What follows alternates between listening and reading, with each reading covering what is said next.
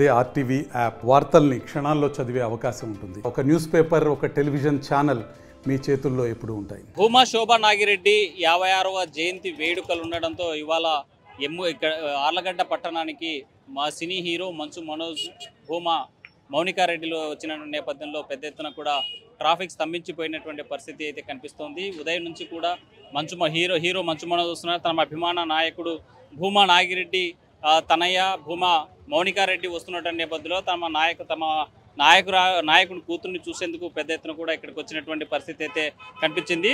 హైదరాబాద్ నుంచి వచ్చినటువంటి మంచు మనోజ్ దంపతులు ముందుగా శోభా నాగిరెడ్డి ఘాట్కి వెళ్ళి అక్కడ నివాళులు అర్పించిన తర్వాత ఇంటికి భూమా అఖిలప్రియ ఇంటికి చేరుకున్నారు. అయితే ప్రస్తుతం భూమా అఖిలప్రియ ఇంటి దగ్గర పూర్తిగా ట్రాఫిక్ స్తంభించిపోయినటువంటి పరిస్థితి, పెద్ద ఎత్తున కూడా పబ్లిక్ చేరుకున్నటువంటి పరిస్థితి అయితే కనిపిస్తుంది. ఒకవైపు సినీ హీరోని చూసేందుకు, మరోవైపు తమ అభిమాన నాయకుడు శోభా నాగిరెడ్డి రెండవ తనయ్య భూమా మౌనికారెడ్డిని చూసేందుకు పెద్ద ఎత్తున వచ్చినటువంటి పరిస్థితి ఉంది. ప్రస్తుతం మనం అసలు భూమా నాగిరెడ్డి కుటుంబం, శోభా నాగిరెడ్డి ఒకవేళ ఉండింటే ఎలా ఉండేది ఒకసారి మాట్లాడడానికి మనం చెప్పండి. పెద్ద భూమా శోభా నాగిరెడ్డి ఒకవేళ బతుకుంటే ఎలా ఉండేది ఈరోజు పరిస్థితి?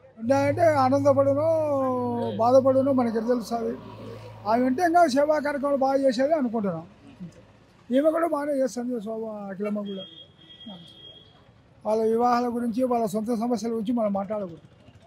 మీరిద్దరూ బతికి ఉంటే శోభా నాగిరెడ్డి భూమా నాగిరెడ్డి మనం ఏం చెప్పలేము.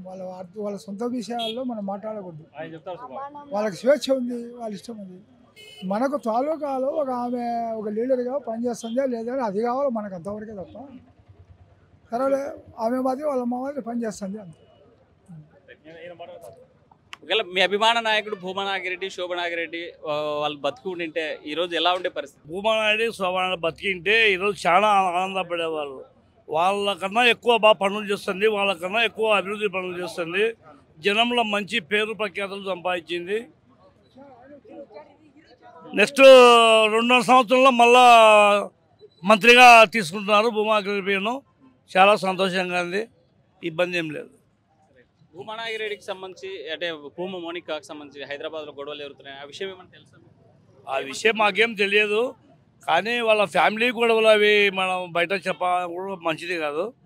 ఫ్యామిలీ గొడవలు ఫ్యామిలీ చూసుకుంటుంటారు, ప్రతి ఒక్క ఫ్యామిలీలో ఉంటుంది. సమస్యలు చిన్న సమస్యలు పెద్ద పెద్దవి కావుతున్నాయి.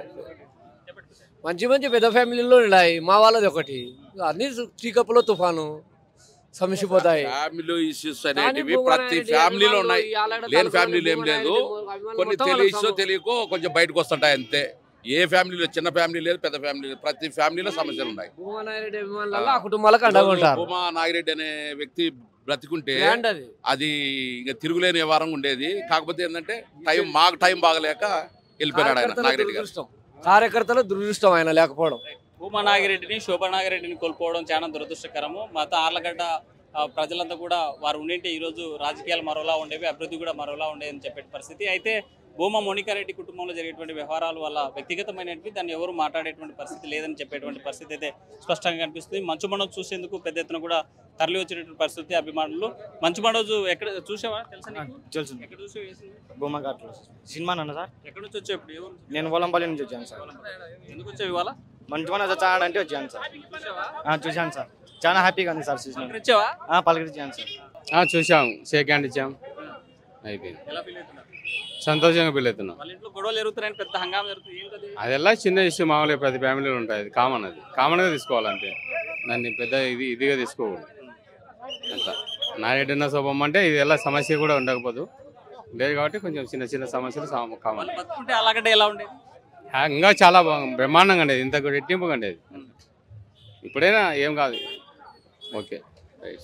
భూమా శోభా నాగిరెడ్డి వాళ్ళు బతుకుంటే మాత్రం ఇంకా రాజకీయాలు బాగుండేవి, ఈ నియోజకవర్గం కూడా అభివృద్ధి స్థితి ఉండే చెప్పారు. అయితే భూమా అఖిలప్రియ కూడా బాగా వర్క్ చేస్తూ ఉన్నారు, అభివృద్ధి వైపు చేస్తున్నారు. ఇవాళే ఆ పరిశ్రమ కూడా ఒకటి ఏర్పాటు చేసినటువంటి 400 కోట్లు 300 మందికి ఉద్యోగాలు కల్పించేలాగా సోలార్ ప్లాంట్ కూడా ప్రారంభించినటువంటి పరిస్థితి. ఇవాళ శోభా నాగిరెడ్డి జయంతి ఉన్నటువంటి నేపథ్యంలోనే ఆ కార్యక్రమానికి శ్రీకారం చుట్టినటువంటి పరిస్థితి స్పష్టంగా ఆలగడ్డలో కనిపిస్తుంది. వీడియో జల్లి చంద్రశేఖర్తో హుస్సేన్, RTV, ఆలగడ్డ నుండి. మరిన్ని వీడియోస్ కోసం ఛానల్ ని సబ్స్క్రైబ్ చేయండి. లేటెస్ట్ అప్డేట్స్ కోసం వాట్సాప్ ఛానల్ ని ఫాలో అవ్వండి. ఆ లింక్ డిస్క్రిప్షన్ లో ఉంది.